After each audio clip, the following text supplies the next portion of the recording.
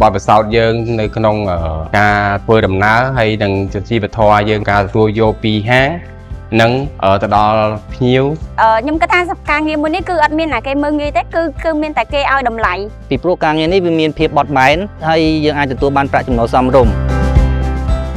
អ្នកដទៃគេអាចមើលមកអញ្ចឹងព្រោះអីភាគច្រើនគេសួរបងថាអូបងស្រីគេភ្ញាក់ផ្អើលអញ្ចឹងឃើញស្រីធ្វើការជា delivery អញ្ចឹងពិបាកជាងគេគឺការយកអវ៉ាន់ធុនដឹកច្រើនដូចជាទឹកសុទ្ធដូចជាអីវាធ្ងន់សម្រាប់ពួកខ្ញុំ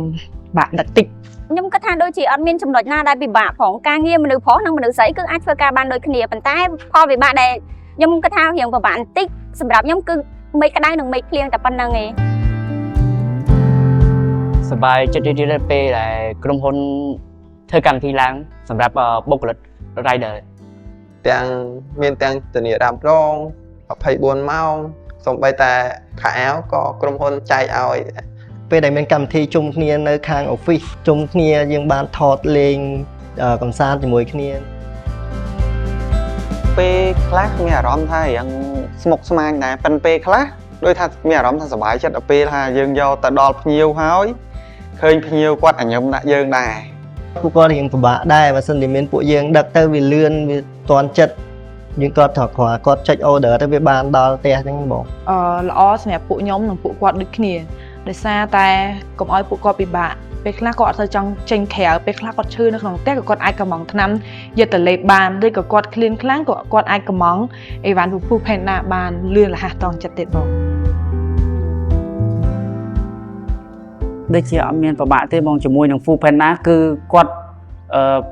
បង្កើតការងារនិងភាពងាយស្រួលក្នុងការដឹកជញ្ជូនជាមួយនឹង rider របស់យើងបងសម្រាប់ខ្ញុំចំណុចលំបាកទី1គឺចាំហាងទី2គឺពេលខ្លះទៅជិះទៅផ្លូវស្ទះផ្លូវអីចឹងពិបាកធ្វើឲ្យភ្ញៀវអត់សូវសប្បាយចិត្តនឹងការទទួលការកម្មរបស់យើងពេលខ្លះផ្លូវស្ទះចាំហាងយូរភ្ញៀវគាត់ complain អត់លំបាកបងព្រោះយើងចេញដឹកមកដឹងថាជួបប៉ុណ្ណឹងរាល់ថ្ងៃអីបាទភ្ញៀវក៏ដាក់ទីតាំងខុសតាក់ទងភ្ញៀវបានដឹងថាជួបអីចឹងអត់ពិបាកបងធៀមចិត្តហើយអីបងកត្តាដែលសំខាន់គឺបញ្ហាគ្រួសារហើយកូននៅផ្ទះដើម្បីរកលុយបង្កើនជីវភាពព្រោះបើយើងអត់សូវរកក៏វាអត់បានដែរកត្តាដែលត្រូវប្រកាន់ជាប់គឺ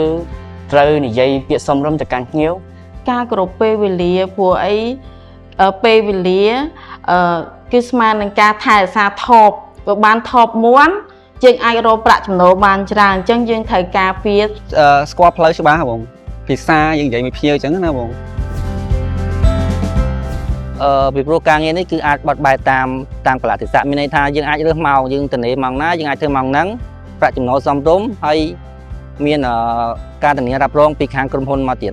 ស្រួលរកប្រាក់ចំណូលនិងមានពេលវេលាសម្រាប់ក្រុមគ្រួសារដែរកត្តាធំនោះគឺខាងក្រុមហ៊ុនផ្ដល់តម្លៃនិងមានកម្មវិធីច្រើនសម្រាប់ដៃគូដឹកជញ្ជូនពេលដែលពួកយើងដឹកជញ្ជូនហាក្តៅក្រុមហ៊ុនគាត់មានជាក្រុមការងារចែកទឹក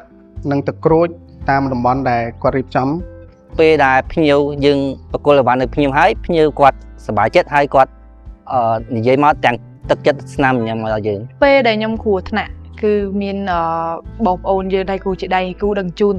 ជាមួយគ្នាគឺគាត់ជួយទុតិយៈពួកយើងចូលចិត្តជិះម៉ូតូបង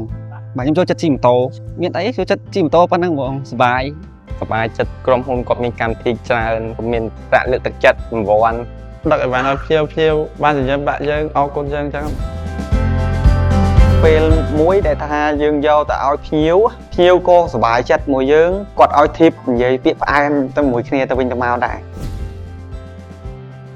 ថ្ងៃណាដែលខ្ញុំមានការរវល់អីចឹងខ្ញុំអាចមានពេលឈប់អីដាក់ការងារឲ្យខ្លួនឯងអញ្ចឹងបងទី1យើងរកចំណូលបានច្រើននិងទទួលបានធីបពីភ្ញៀវទី1ខ្ញុំចង់ឲ្យគាត់ព្យាយាមនឹងម៉ោងការងារគាត់ឲ្យច្បាស់លាស់បន្តិចព្រោះពេលខ្លះម៉ោងដែលយើងទៅដល់ម៉ោងហើយគាត់ចំណាយពេលវេលាចោលកុំសូវតម្លាក់បងចោលច្រើនពេកនៅពលរដ្ឋដែលអស់គ្នាឲ្យគ្រប់ម៉ោងការងារនិងបងដែលទទួលបានទោះចិត្តឆ្ងាយអញ្ចឹងណាចូលពួកគាត់គ្រប់ច្បាប់ចរាចរណ៍ជាអតិភិបការងារដឹកនេះគឺសូមរក្សាអាហារដែលយកមកពីហាងយ៉ាងម៉េចគឺយើងរក្សាឲ្យភ្ញៀវបានលក្ខណៈល្អទៅតាមអ្វីដែលយើងអាចធ្វើបាន